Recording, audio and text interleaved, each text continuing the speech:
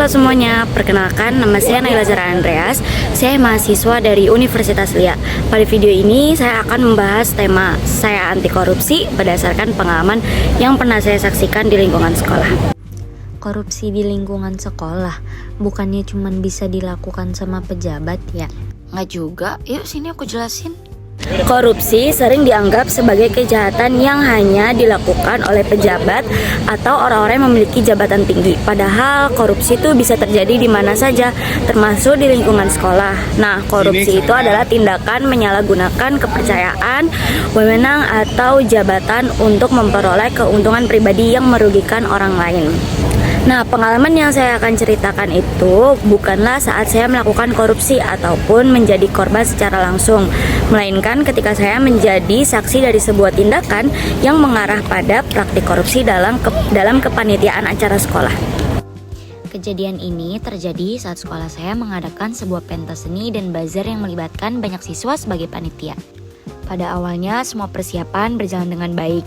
Kami bekerja sama untuk mengumpulkan dana dari sponsor dan iuran siswa agar acara dapat terlaksana dengan sukses. Namun seiring berjalannya waktu, saya mulai melihat beberapa hal yang janggal. Sebagai bagian dari panitia yang berhubungan dengan perlengkapan, saya melihat bahwa barang-barang yang dibeli tidak sesuai dengan harga yang tercantum dalam laporan keuangan. Kualitas barang yang datang jauh lebih rendah dibandingkan dengan harga yang dilaporkan. Awalnya saya menganggap hal tersebut mungkin hanya kesalahan administratif, tetapi setelah beberapa kali menemukan ketidaksesuaian yang sama, saya mulai curiga bahwa ada penyalahgunaan dana oleh beberapa panitia inti yang memiliki wewenang dalam mengelola keuangan acara. Kecurigaan tersebut akhirnya terbukti ketika guru pembina melakukan pemeriksaan terhadap laporan dan inventaris perlengkapan. Dari pemeriksaan itu ditemukan adanya perbedaan antara dana yang dikeluarkan dengan barang yang benar-benar tersedia. Peristiwa ini membuat saya menyadari bahwa tindakan yang mengarah pada korupsi dapat terjadi bahkan di lingkungan sekolah apabila kejujuran dan tanggung jawab mulai diabaikan.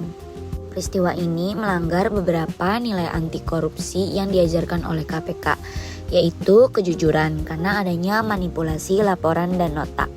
Yang kedua, ada kepedulian karena pelaku tidak memikirkan kerugian yang dialami siswa lain. Yang ketiga, ada kemandirian karena memilih jalan pintas untuk mendapatkan keuntungan.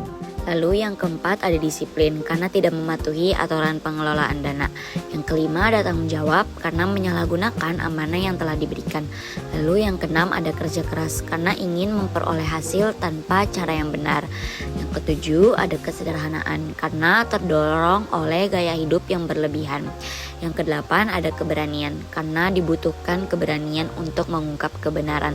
Dan yang terakhir, ada keadilan karena dana yang seharusnya digunakan untuk kepentingan bersama justru dinikmati oleh segelintir orang. Dari peristiwa tersebut, saya belajar bahwa integritas adalah sesuatu yang sangat penting. Menjadi orang jujur memang tidak selalu mudah. Kadang kita harus menghadapi tekanan, bahkan kehilangan dukungan dari beberapa orang.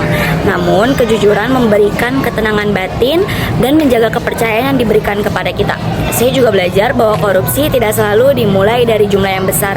Tindakan kecil seperti memasukkan laporan, mengambil uang yang bukan hak kita, atau menyembunyikan informasi juga merupakan bentuk korupsi yang harus dihindari.